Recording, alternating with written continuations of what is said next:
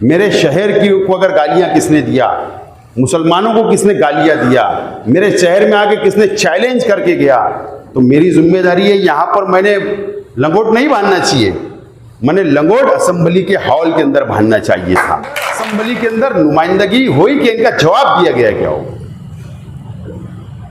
देखो यूट्यूब के ऊपर जवाब देना नहीं, एमएलए की जिम्मेदारी ये नहीं। फायदा ये होता है कि भी 6 महीने से क्या कोशिश हुई, ठीक है हम मानते हैं मीटिंग लगी, दादा गुस्से को लेकर गए,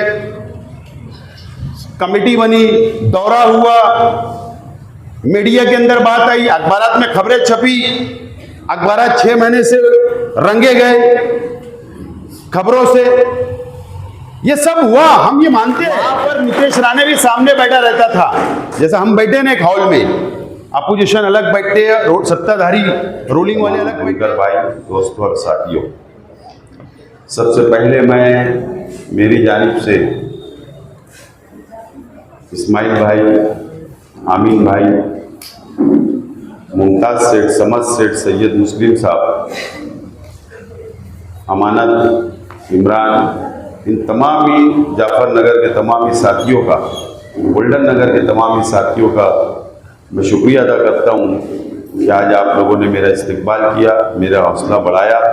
मैं आप लोगों का बहुत बहुत शुक्रिया अदा करता हूँ। मुझसे पहले इस्माइल भाई ने और तमाम मुकर्रीर ने अपनी अपनी बातों को रखा, आपको तफसील तकरीर के ज़रिए आप लोगों को तफसीली गुफ्तगू आप लोगों से की। मैं बहुत ज़्यादा वक्त आपका नहीं लूँगा, लेकिन मुख्तसर वक्त के अंदर मेरी बात रखने की कोशिश करूँगा। मालेगांव शहर मुल्क भर में, देश भर के अंदर पावलूम शहर से मशहूर है, और मालेगांव शहर के अंदर सबसे सस्ता कपड़ा और अच्छा कपड़ा तैयार किया जाता है। इस नाम से भी शहर भर के अंदर नहीं, दुनिया भर के अंदर हमारा शहर मशहूर है। महाराष्ट्र के अंदर भिवंडी, मालेगांव, इचलकरंजी, शोलापुर, येवला, धुलिया, ऐसे बहुत सारे पावरलूम शहर हैं। और हमारे शहर में वक्त वक्त से हमारे शहर की बुनकर भाइयों की, शहर की नुमाइंदगी वक्त वक्त से एमएलए ने की, चाहे साबिक सत्तार साहब हो, हारून अहमद अंसारी साहब हो, शब्बीर सेठ हो, आयशा हकीम साहब हो, निहाल अहमद साहब, शेख रशीद साहब हो, सब शहर के अंदर एमएलए आए, अपने अपने वक्त से वक्त पड़ा जब भी उन्होंने नुमाइंदगी करने की कोशिश की।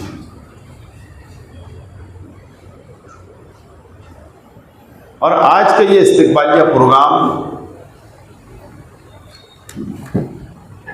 मैं समझता हूं कि इस्माइल मुल्ला साहब, आमीन साहब, इन्होंने जानबूझ कर लिया, ऐसा मुझे लगता है कि शहर के अंदर असल में क्रेडिट का मसला है कि ये काम किसने कराया, वो काम किसने कराया, कौन 6 महीने से दौड़ रहा था, कौन साल भर से दौड़ रहा था। शहर के अंदर बुनकर भाइयों को कंफ्यूजन पैदा करने की पूरी कोशिश की गई। इसके लिए मुझे लगता है कि इस्तकबालिया प्रोग्राम के नाम से शहर के सामने तफसील आ जाए, बुनकर भाइयों के सामने तफसील आ जाए, ये मकसद भी बहुत अहम है इस मीटिंग का। इस्माइल मुल्ला साहब ने बहुत तफसील बताई कि आज के मुल्क के हालात, महाराष्ट्र के हालात और नुमाइंदा, इन्होंने बिल्कुल साफ साफ करके बताया कि नुमाइंदा और मुल्क के हालात, महाराष्ट्र के हालात के लिए आज नुमाइंदे की ज़रूरत महाराष्ट्र असेंबली में किस तरीके से होना चाहिए और आइंदा और ज़्यादा मजबूती के साथ होना चाहिए, तफसील बताने की कोशिश की। मुझको याद है, देखो हमारा महाराष्ट्र, जो महाराष्ट्र की असेंबली है, जो कानून साज अदारा है, वो महाराष्ट्र के अंदर जो भी कानून बनते हैं उस अदारे के अंदर, उस असेंबली हाउस के अंदर कानून बनते हैं।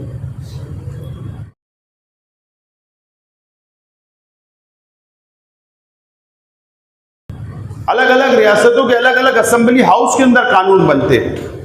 मुल्क का जो कानून बनता है वो पार्लियामेंट के अंदर बनता है और रियासत का जो कानून बनता है वो असेंबली के अंदर बनता है। और असेंबली के अंदर नुमाइंदा मजबूत और दमदार होना चाहिए। यह सही मानों में वक्त की जरूरत है। मुझको याद है कि जब मैं पहली मर्तबा शहर का एमएलए बना 2014 में, तो नागपुर का असेंबली का इजलास था और यकीन जानो आप लोग कि मेरा असेंबली इजलास का तीसरा दिन था। मैं भी नया एमएलए था। तीसरा ही दिन असेंबली हाउस के अंदर बैठने का मौका मिला और उस वक्त आशीष शेलार जो बांद्रा से बीजेपी का एमएलए चुनकर आया था और मंगल प्रभात लोढ़ा जो आज मुंबई का पालक मंत्री है, उस वक्त वो बीजेपी का एमएलए था, वो मंत्री नहीं था। ये दोनों शख्स ने एक ही दिन, एक शख्स खड़ा हुआ आशीष शेलार और उसने कहा कि जमीयतुल उलमा के ऊपर पाबंदी लगाई जाए और जमीयतुल उलमा जो केस लड़ती है मुजरिम की, वो बम ब्लास्ट के आरोपी रहते हैं, वो बम ब्लास्ट करते हैं, देश के गद्दार होते हैं, इसके लिए वो पैसा रुपया लगा के उनको छुड़वाती है, इसके लिए उसके ऊपर पाबंदी लगाई जाए। मुझको समझा और उस वक्त तो कोई भी मुस्लिम एमएलए असेंबली के अंदर नहीं था मौजूद और मैं खड़ा रह के पॉइंट ऑफ ऑर्डर लाया। और पॉइंट ऑफ ऑर्डर का मतलब यह होता है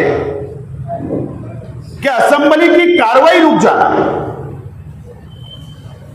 अगर कोई एमएलए 288 एमएलए महाराष्ट्र के अंदर है और अगर कोई भी एमएलए खड़ा होता है चालू बहस में और वो खड़ा रहकर अगर स्पीकर को हाथ उठाकर बोला और अगर उसने शोर मचाया और उसने कहा कि मेरा पॉइंट ऑफ ऑर्डर है, ये जो शख्स बोल रहा है इसके ऊपर मुझे ऑब्जेक्शन है, तो असेंबली की कार्रवाई कानून के मुताबिक रुक जाती है और जो पॉइंट ऑफ ऑर्डर जो एमएलए लेता है, जो एतराज करता है, उसको बोलने का मौका दिया जाता है। मैंने उसकी बात को मुकम्मल होने दिया और फिर पॉइंट ऑफ ऑर्डर लिया और मैंने कहा कि जमीयतुल उलमा की मैंने तारीख बताया।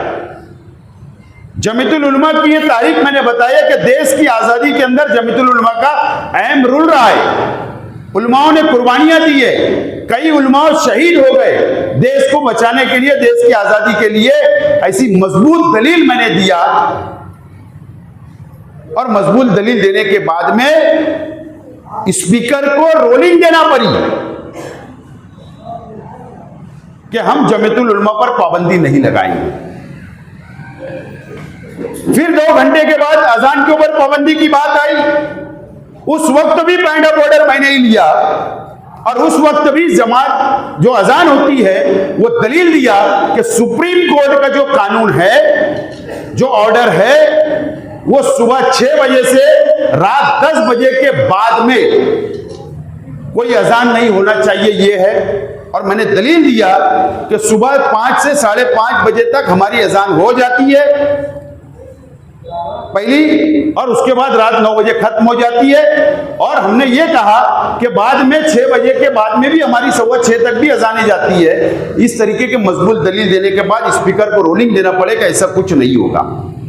मेरा बोलने का मतलब ये है आप लोगों से, एमएलए को अगर हमारे खिलाफ कोई बोल रहा है कि एमएलए हमारे खिलाफ जहर उगल रहा है, मुसलमानों के खिलाफ बोल रहा है, तो अगर एमएलए समझदार हो, उसको कानून जानता हो और अगर वो मजबूत दलील देकर अगर वहां बात करेगा तो वहीं पर ये बात को, सामने वाली बात को रिजेक्ट हो सकती है और स्पीकर को कानून के मुताबिक रूलिंग देना पड़ता है।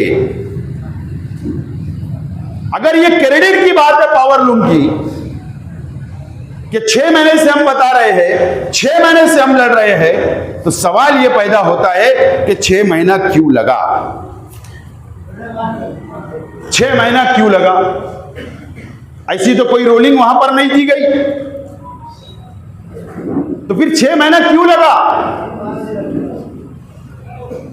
सवाल यह है कि असेंबली के अंदर बोलना अलग अलग होता है। कोई 0 आवर में बोलता है, कोई मुद्दे से हटके बोलता है, कोई प्रोसीजर पे नहीं बोलता, कोई कानून के मुताबिक नहीं बोलता, तो उसको कोई अहमियत असेंबली के अंदर नहीं रहती।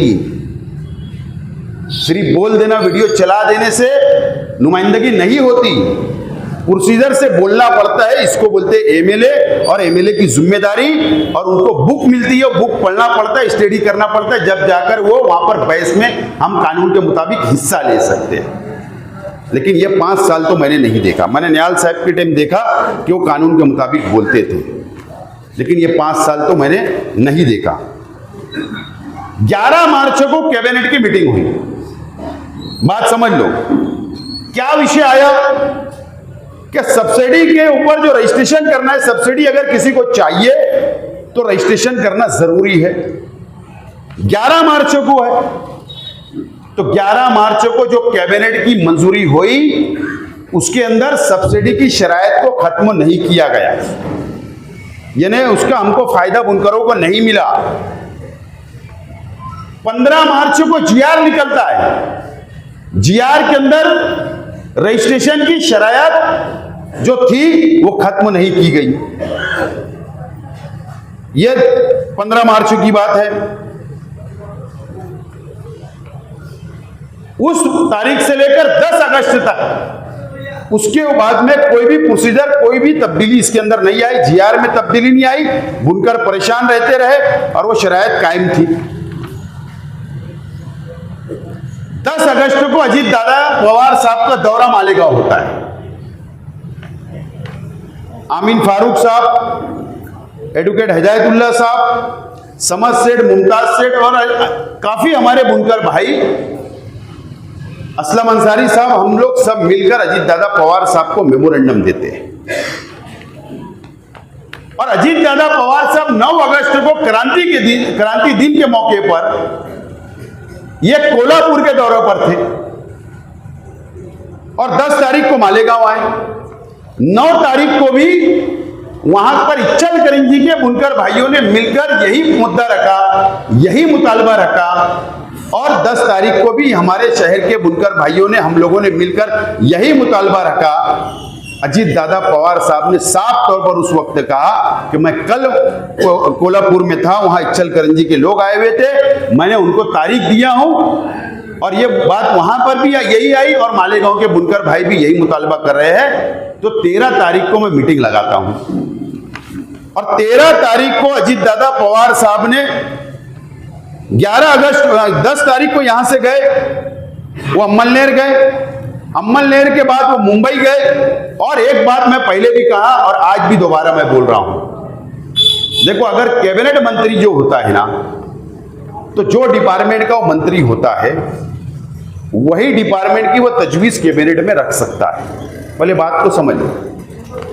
लेकिन chief minister, deputy chief minister, वो पूरे इख्तियार उसको होते हैं कि वो कोई भी मंत्रालय की, कोई भी डिपार्टमेंट की तजवीज को कैबिनेट में रख सकते हैं। अजीत दादा पवार साहब ने 11 अगस्त को मंत्रालय में जो कैबिनेट की मीटिंग हुई, ये दोनों मुतालबा को लेकर उन्होंने कैबिनेट के अंदर ये पास करवा लिया, ये शराइत को खत्म करवा लिया, और उसके बाद मिनट से नहीं हुए। 13 तारीख को हम लोगों को मंत्रालय के अंदर बुलाया गया, वहां भी आमीन फारूक साहब, मुमताज सेठ, समद सेठ, शकील भाई, असलम भाई, एडवोकेट हिदायतुल्लाह साहब, हम तमाम ही लोग वहां पर 13 तारीख की मीटिंग में थे। और ये बात हुई कि 11 तारीख की मीटिंग में हो गई।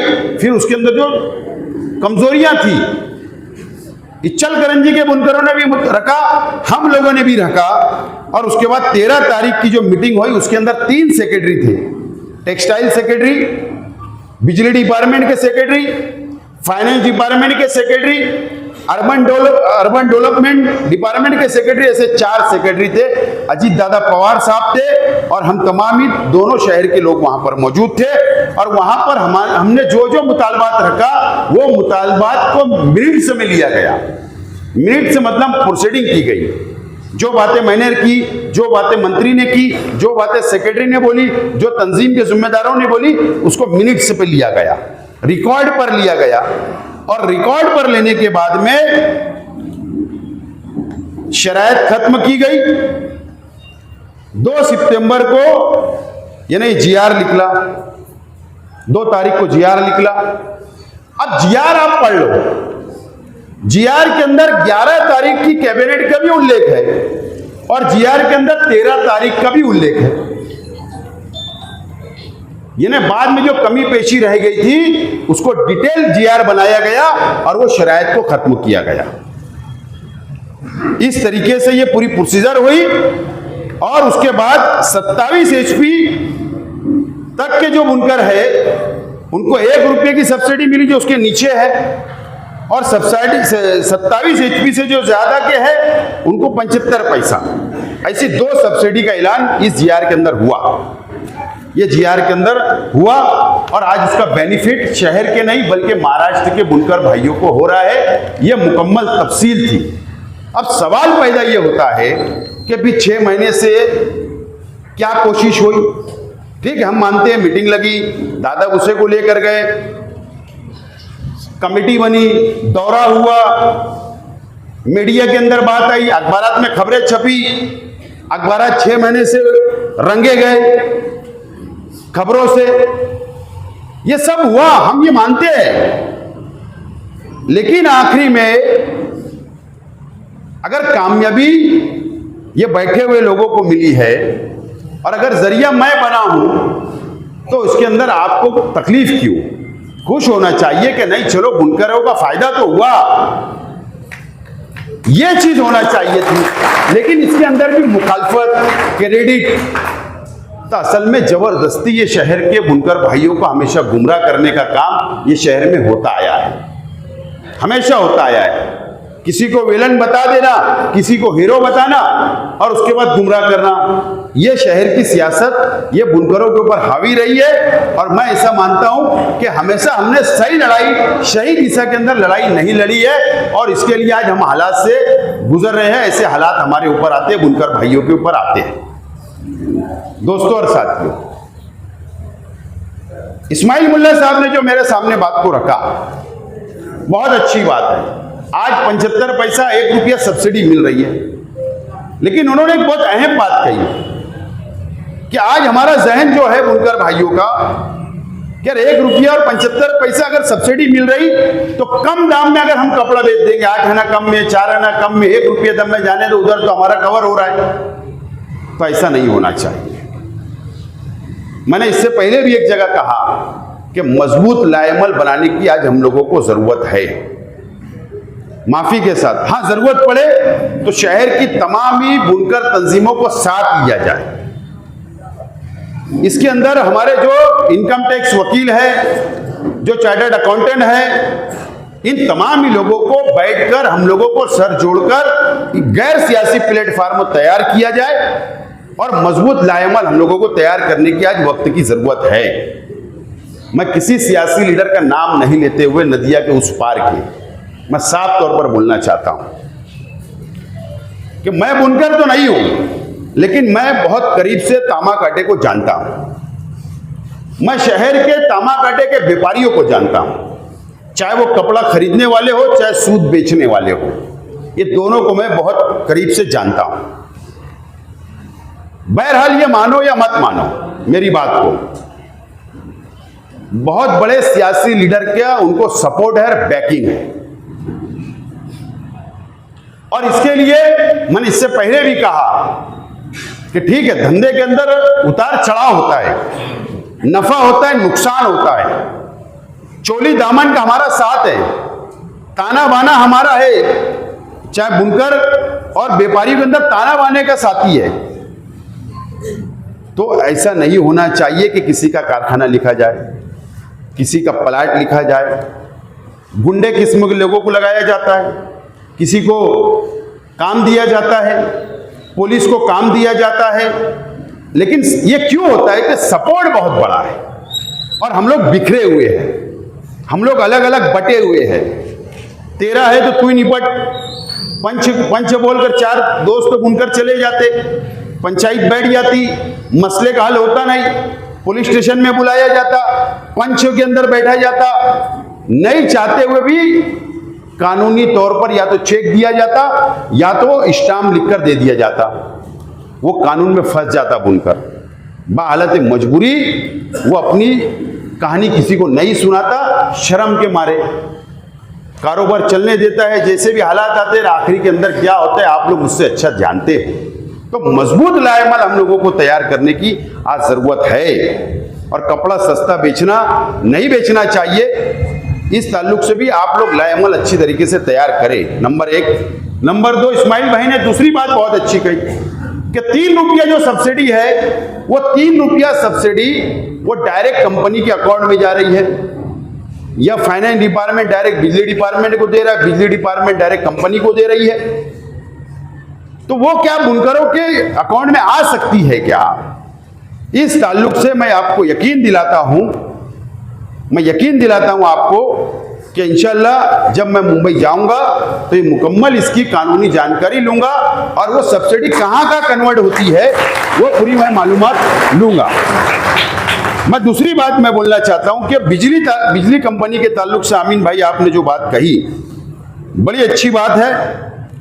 आप मुझसे हल्फिया अगर इस शहर के बुनकर पूछेंगे तो मैं हल्फिया बोलने के लिए तैयार रहूंगा कि मैं कंपनी के पहले दिन से खिलाफ हूं। पहले दिन से मोर्चा मैंने निकाला, असेंबली में आवाज मैंने उठाया, कंपनी नहीं आना चाहिए इसके लिए मैंने लड़ाई लड़ा। जब तक मैं एमएलए था कोई कंपनी यहां आने नहीं दिया। मेरे दौर जाने के बाद में कंपनी आई, रजिस्ट्रेशन हुआ या एग्रीमेंट हुआ वगैरह वगैरह। लेकिन मैं मुखलिस हूं, मैं इससे बड़ी चीज तो कुछ बोल नहीं सकता। मैं भी मुसलमान हूं, ईमान वाला हूं, हल्फिया बोलूंगा। लेकिन जानबूझकर अपोजिशन की तरफ से इल्जामात लगाना, ये तमामी बातें होती है। ठीक है, हर पार्टी के लोग कंपनी में काम करते हैं, हर पार्टी के लोग हैं। कुछ लोग ऑफिस में काम करते, कुछ लोग फील्डों पे करते, कोई वायरमैन है, कोई स्क्वाड में, कोई किधर है, सब काम करते, रोजी रोटी करते, एक अलग चीज है। मैं बोलना ये चाहता हूं कि आप लोगों को यकीन नहीं आएगा, मैं आप लोगों से तो पूछा भी नहीं। मैंने 28 तारीख को पिछले महीने की एक लेटर टाइप किया था, ये मेरे पास है आज भी, वो रिकॉर्ड है। शायद मैंने जाहिद सर आपको मैंने भेजा था 28 तारीख के मोबाइल के अंदर में रिकॉर्ड है। लेकिन उस वक्त मैं प्रकाशगढ़ नहीं जा पाया। जो महावितरण के एमडी है वो इत्तेफाक से मेरे बहुत अच्छे दोस्त हैं, जो अभी जो नए एमडी आए, मेरे बहुत पुराना 2005 में जब मैं मेयर था वो नंदुरबार में सीओ थे। उस वक्त मेरा उनका ताल्लुक हुआ, नासिक के अंदर मीटिंग में आते थे, वहां से दोस्ती हुई थी, आज तक दोस्ती है। और साइजिंग का जब मामला आए उस वक्त भी इत्तेफाक ऐसा था कि वो पोल्यूशन कंट्रोल बोर्ड के एमडी थे, सीओ थे, तो वो भी सम्मान अपने काम आए। लेकिन अब वो एमडी बने, मुझको मालूम पड़ा, फिर बाद में वो एमआईडीसी के एमडी हुए, महाराष्ट्र एमआईडीसी के। जब भी मैंने उनसे काम लिया, मैंने 28 तारीख को लेटर लिखा था, लेकिन कोई वजह से जाना नहीं हुआ। लेकिन ये हफ्ते जब मैं मुंबई में था तो मंगल के दिन, मंगल को दोपहर में मैं जाकर उनसे मुलाकात किया। नवीद खतीब मेरे साथ था और मैंने जाकर मुलाकात किया, चाय पानी हुई और मैंने लेटर दिया कंपनी के खिलाफ। ये लेटर है, कंपनी के खिलाफ मैंने लेटर दिया और मैंने कहा वो एमडी साहब को, क्योंकि एग्रीमेंट जो हुआ है वो प्रकाशगढ़ में ही हुआ है, उसको जो हैंडल करती है वो प्रकाशगढ़ ही करती है। महाराष्ट्र का कोई भी पावर का मसला हो प्रकाशगढ़ से ही हैंडल होता है। मंत्रालय में अधिकारी सिर्फ सेक्रेटरी बैठता है, लेकिन जितने डायरेक्टर है ये सब लोग जो बैठते हैं प्रकाशगढ़ बांद्रा में बैठते हैं। मैंने उनको लेटर ये दिया कि कंपनी की बहुत जास्ती हो गई है, बुनकरों को परेशान किया जा रहा है, शहर की आवाम को परेशान किया जा रहा है, इसके ऊपर आप एक मीटिंग लगाओ। ये मीटिंग का मैंने लेटर दिया। मैं कोशिश ये करूंगा इस हफ्ते जाकर कि मीटिंग लगे और मीटिंग के अंदर कंपनी की जितनी जो शिकायत है, जो दादागिरी है, जो गुंडागर्दी है, इस ताल्लुक से हम लोग बात रखेंगे। लेकिन एक बात मैं और कहना चाहता हूं, मैं मालेगांव पुलिस को दोष नहीं देना चाहता हूं। इससे पहले भी मैंने कहा, ऑर्डर असल में डायरेक्ट आता है, बात ध्यान रखो। अगर मुंबई से कोई ऑर्डर अगर पुलिस को आ जाए तो पुलिस भी क्या करेंगी, इसके लिए उनको स्कॉट जगह पे मिलता है, फोन करते तो। अब बंबई से आता है तो क्यों आता है, क्या वजह है, या आप लोग मुझसे ज्यादा बेहतर समझते हैं। सरकार उनके साथ रहती है, सरकार उनके सपोर्ट में रहती है, सरकार का उनका कुछ व्यवहार होगा लेन देन का, इसके वजह से डायरेक्ट फोन आते हैं, आदेश आते हैं, राइटिंग में आदेश आते हैं पुलिस डिपार्टमेंट को, इसलिए कंपनी को डायरेक्ट पुलिस मिलती है। तो पुलिस डिपार्टमेंट की यह जिम्मेदारी है कि यहां के हालात पुलिस ने रिकॉर्ड के ऊपर लाकर राइटिंग के अंदर लिखकर महाराष्ट्र हुकूमत को भेजना पड़ेगा कि ये हम लोग स्कॉट नहीं ले जा सकते, यहां पर हालात शहर के खराब है, शहर के अंदर पावर लूम अगर चलेगा तो शहर चलेगा, तो भूखमरी आ जाएगी। इस तरीके के वहां पर उनको दलील देना पड़ेगी। पुलिस डिपार्टमेंट से भी आज मैं इस मंच से अपील करता हूं कि आप भी हमारा और शहर का साथ दें और कंपनी का साथ आप देना बंद करें। सवाल यह है कि 5 साल से अगर कंपनी आई, देखो आप लोग बुनकर भाइयों, आप लोग पीछे 5 साल जाइए, सोचिए, और आज तक मुझे बताओ कि एक आला दर्जे की कंपनी के खिलाफ में चाहे मंत्री महोदय ने, चाहे एमएलए साहब ने एक भी मीटिंग लगाई क्या हो? एक भी मीटिंग बताओ। शिंदे साहब को बहुत इनका जमता, शिंदे साहब इनको गाड़ी में बैठाते, मंत्री साहब इनको गाड़ी में बैठाते, मंत्री है ना, अरे उनके भी आधे मतदार संघ के अंदर पावर कंपनी है, तो फिर ये मंत्री साहब ने, एमएलए साहब ने 5 साल के अंदर वजीर आला के पास या बिजली मंत्री के पास में एक भी मीटिंग क्यों नहीं लगाई? क्यों मसले का हल नहीं किया? क्यों वहां पर शिकायत नहीं दर्ज करवाई? क्यों वहां पर एहतजाज नहीं किया गया? यह भी बड़ा सवाल है। सिर्फ यहां बैठकर एहतजाज होना बराबर बात नहीं, सिर्फ शहर को दिखावा है ये। तो ये तमाम ही चीजें भी होना चाहिए थी, जो हुई नहीं। क्यों नहीं हुई? अरे अगर एमएलए असेंबली में खड़े रह के अगर शोर मचा दे, अगर वो दलील से बोले वहां पर, तो मंत्री खड़े रह के बोलता है ठीक है, इसके ऊपर मैं स्पेशल मीटिंग लगाऊंगा, आप खामोश बैठिए। कम से कम आश्वासन देता है, यकीन कराता है कि आप खामोश बैठिए, मैं मीटिंग लगाऊंगा। लेकिन आपकी आवाज वहां तक नहीं पहुंची। ये तो मंत्री है दादा भूसे साहब, कैबिनेट मंत्री है, मुख्यमंत्री के राइट हैंड है, बड़ा डिपार्टमेंट है, नासिक जिले के पालक मंत्री है, नासिक जिले की पूरी जिम्मेदारी इनके ऊपर है। इन्होंने क्यों नहीं मीटिंग लगाई? ये तो एक लेटर देंगे, मीटिंग लग जाएंगी। क्यों नहीं लगाई गई? इसके ऊपर कभी आप लोगों ने सोचा या विचार किया क्या? सोचना पड़ेगा, ये तमाम ही चीजें आपको सोचना पड़ेगा। मैं आज तमाम ही लोगों से अपील करना चाहता हूं, देखो मैं ईमानदाराना तौर से, आप भी सोचिए, मैं भी सोचता हूं, मीडिया भी यहां पर है। एक बुनकर भाई ने बता देना कि मेरे परिवार से आपको जाति तौर पर कोई तकलीफ हो, या हमने आपसे कभी रुपया पैसा मांगा क्या, या आपसे कभी दादागिरी की क्या आपसे कभी गुंडागर्दी की क्या आपसे कभी हफ्ता वसूली की? बताना ना। तो आप लोग मुझसे क्यों दूर हो रहते हो? आप लोग मेरे से करीब आइए। इस्माइल भाई है, आमीन भाई है, बैठे हुए तमाम लोग मेरे से करीब है, मेरा काम करने का तरीका जानते हैं, समझते हैं, मुझको बहुत करीब से जाना है, मेरे मिजाज को जाना है। मैं कभी भी चंदा पार्टी चलाने नहीं लेता, पॉलिटिक्स करने का भी चंदा नहीं लेता, मैं कभी आप लोगों के दर पर आके मैंने हाथ फैलाया नहीं हूं। तो जो अपोजिशन पार्टियां जो बोलती है, आप लोग वही सुनते हो और वैसी जहन बना लेते हो। मैं आपसे अपील करता हूं, हाथ जोड़कर अपील करता हूं कि आप मेरे करीब आइए, मेरे से काम लीजिए, मेरे पास आके मेरा मिजाज को समझिए, मेरे काम करने के तरीके को आप लोग समझिए, और एक टाइम आजमा कर देख लीजिए। आज मेरी उम्र 45 साल है, आज मैं काम करने के लायक हूं, दौड़ सकता हूं, भाग सकता हूं।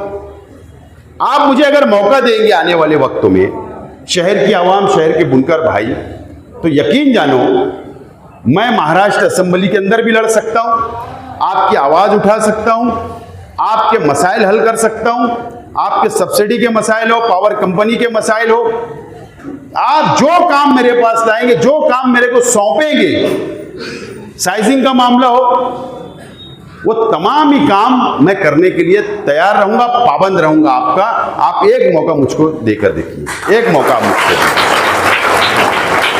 यकीन जानिए, आप लोग करीब आइए। अच्छा, ये 5 साल के अंदर पावर का कोई भी कोई काम लाता है, तो मैं चाहता हूं, इस्माइल भाई ने मुझको आजमाया है, कई लोगों ने आजमाया है। आज अगर नहीं जाता तो मैं कल का टाइम देता, कल नहीं तो परसों का टाइम देता हूं, और साथ में एक आदमी को नहीं ले जाता हूं। मैं अगर 5-7 लोग मेरे पास आते, सबको जमा करता हूं, कंपनी में ले जाता हूं और एक एक करके सबकी बात करवाता हूं और उनके मसाइल को हल करता हूं। ठीक है ना, कंपनी से हम लड़ नहीं पा रहे, अभी कम से कम मसाइल तो हमारे अपने हल कर लो। वो मसला मैं जिंदा नहीं रखता हूं, वो खत्म करने की कोशिश करता हूं। नहीं, किसी का मामला अपने पास आए तो उसको हल करें। तो जो काम आप सौंपेंगे वो काम करने के लिए मैं बिल्कुल तैयार हूं, आपका पाबंद रहूंगा, लेकिन आप लोग मौका दीजिए। देखो, असम्बली बहुत अहम जगह है हमारे लिए, हमारी सनत के लिए, हमारे शहर के लिए बहुत अहम जगह है। नुमाइंदा वहां पर काम करने वाला चाहिए, मंत्रालय में दौड़ने वाला चाहिए। मैं ये जो जीआर निकालने के लिए मीटिंग तो हो गई, मुझे टेंशन हो रहा था, मैं फिक्रों में था कि यार मीटिंग हो गई, जीआर नहीं निकला, मीटिंग हो गई, जीआर नहीं। यकीन जानो, आप जाकर, मैं मोबाइल नंबर देता हूं सेक्रेटरी का, डिप्टी सेक्रेटरी का, मैं नाम देता हूं, मंत्री से जाकर आप पूछिए कि मैं कितने मर्तबा उनके पास ये सिर्फ जीआर निकालने के लिए गया हूं। अगर चलो हम जीआर नहीं हमने निकाला, चलो आप बोलते हमने निकाला, तो पहले जीआर आप ही के पास आ जाता, आप ही फटाका फोड़ लेते। 4 घंटे बाद पटाखा नहीं फूटना था, हमने तो पहले कर लिया, सबने खुशी मना ली, प्रेस ले ली। जब आपको पता चला तो मैं एक एक अधिकारी का नाम बता सकता हूं कि मैं किसके किसके पास। तो देखो, एमएलए जो होता है उसकी जिम्मेदारी होती है, जैसा कारपोरेटर फाइल लेके दौड़ता है ना रोड बनाने के लिए, वैसे एमएलए को भी कागज लेके दौड़ना पड़ता है, जब जाकर काम होता है। मैं भी 3 दिन था ना मुंबई के अंदर, तो कल प्रेस कॉन्फ्रेंस रखा हूं। 3 दिन मैंने क्या मुंबई में किया, कुछ लोग बोले आज हवा घूम गए, मैं कांग्रेस के टिकट के लिए दौड़ रहा हूं, ऐसा कुछ है ही नहीं। लेकिन कल 12 बजे प्रेस के जरिए शहर को बताऊंगा मैं क्यों दौड़ रहा था। तो आप लोग मेरा काम करने का तरीका देखिए, आप मेरे करीब आइए, इंशाअल्लाह आप मुझे काम करने वालों में पाओगे। मैं गारंटी से बोलता हूं, आप लोग मेरा साथ दीजिए। और दूसरी अहम बात, नीतीश राणे, मैंने पीछे 2 उदाहरण दिया, आशीष शेलार, मंगल प्रभात लोढ़ा, अभी नीतीश राणे सामने उभर रहा है, एक प्रसाद लाड़ उभर रहा है, एक पडलकर उभर रहा है। ऐसे 5-7 एमएलए जो भारतीय जनता पार्टी के ये जो उभर रहे हैं, मुझे बताओ ये 5 साल के अंदर असेंबली के अंदर नुमाइंदगी हुई कि इनका जवाब दिया गया क्या हो? देखो, यूट्यूब के ऊपर जवाब देना नहीं, एमएलए की जिम्मेदारी ये नहीं है। मेरे शहर की को अगर गालियां किसने दिया, मुसलमानों को किसने गालियां दिया, मेरे शहर में आके किसने चैलेंज करके गया, तो मेरी जिम्मेदारी है। यहां पर मैंने लंगोट नहीं बांधना चाहिए, मैंने लंगोट असेंबली के हॉल के अंदर बांधना चाहिए था। वहां पर नीतीश राणे भी सामने बैठा रहता था, जैसा हम बैठे ना एक हॉल में, अपोजिशन अलग बैठते, सत्ताधारी रूलिंग वाले अलग बैठते, तो सामने हमने बहस करना पड़ता है, उसका काउंटर करना चाहिए था कि मालेगांव में लैंड जिहाद नहीं हो रहा, मालेगांव में लॉ जिहाद नहीं हो रहा, मालेगांव में कुछ नहीं हो रहा है, इसकी दलील देना चाहिए था, मिनट्स पे लाना चाहिए था, हॉल के रिकॉर्ड पे लाना चाहिए था। आज कुछ नहीं आया, 5 साल सब ने आए, चैलेंज करके चले गए, हमारे हुजूर की शान में गुस्ताखी हुई, सब बयानात आ रहे हैं। असेंबली में कौन बोलेगा? सरकार को लेटर कौन देगा?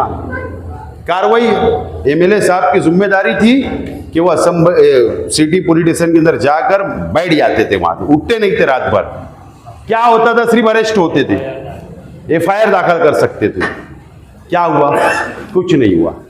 तो ये तमाम ही चीजें ये शहर ने बहुत करीब से जाना, देखा है आप लोगों ने, आपको फैसला करना है। और आने वाले हालात, मैं सच बोल रहा हूं कि बीजेपी की अगर गवर्नमेंट आ गई, आने वाले हालात बहुत संगीन होने वाले हैं।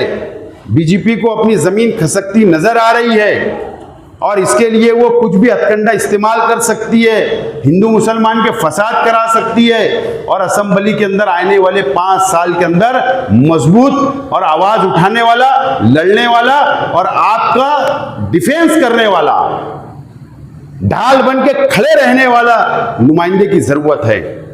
इस शहर ने बहुत सोच समझ के फैसला करना पड़ेगा। बहरहाल मैं आपकी जिम्मेदारी लेता हूं कि आप अगर मुझे नुमाइंदा बनाकर असेंबली में भेजेंगे तो जरूर मैं बुनकर भाइयों के लिए आप जो काम सौंपेंगे वो काम मैं करता रहूंगा, ये यकीन दिलाता हूं। आपने मेरा इस्तकबाल किया और आइंदा भी जब भी मुझको याद करेंगे तो बढ़ चढ़कर मैं बुनकर भाइयों के लिए लड़ता रहूंगा। इतनी बात बोलते हुए मैं आपके शुक्रिया के साथ मेरी बात को खत्म करता हूं। शुक्रिया, खुदा हाफिज।